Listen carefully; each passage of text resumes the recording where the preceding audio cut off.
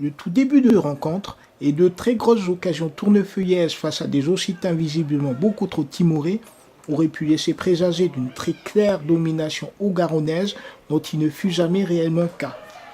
Car au contraire, l'ouverture du score devait être visiteuse, la frappe soudaine de Mehmet Ipek étant repoussée par le portier dans les pieds de Gauthier Carrère.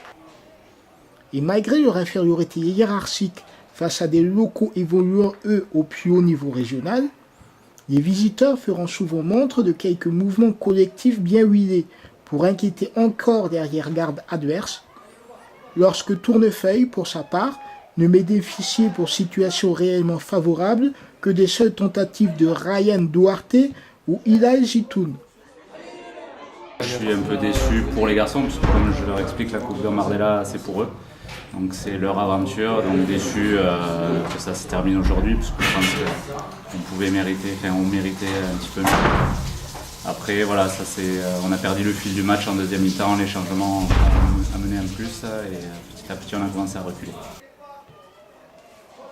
La seconde période, en revanche, verra Tournefeuille bien plus incisif, manquer de très peu son retour à la marque par le plat du pied mal assuré de Jérémy Kyo. Avant de finalement donner sa parité au score, Hilal Zitoun trouvant enfin le chemin des filets adverses.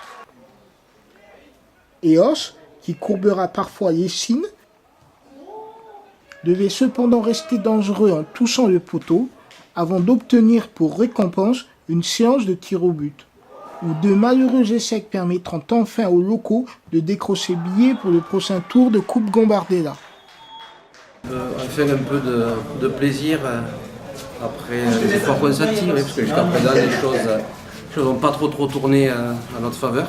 Alors souvent parce qu'on n'a pas mis les ingrédients qu'il fallait, et puis parfois aussi parce que les choses ont vraiment tourné vraiment dans le mauvais sens. Donc aujourd'hui ça rigole un petit peu et c'est bien pour le groupe et pour la suite de la saison. On espère qu'on va lancer notre saison, même si le week-end prochain on a un match très difficile à Rodez qui nous attend. Ouais. Alors, ce qui se passe dans le vestiaire reste dans le vestiaire. Bien sûr.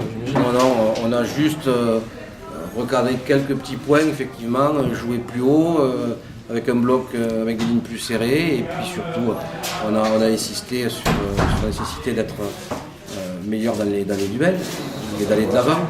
Mais effectivement, quand on est sur 4 défaites consécutives, les têtes elles ont un petit peu de mal à accepter les choses, et donc il a fallu un peu faire violence aux garçons, et je crois qu'ils ont réussi à marquer ce but qui nous a permis d'avoir la chance de disputer les premiers tirs au but. Voilà.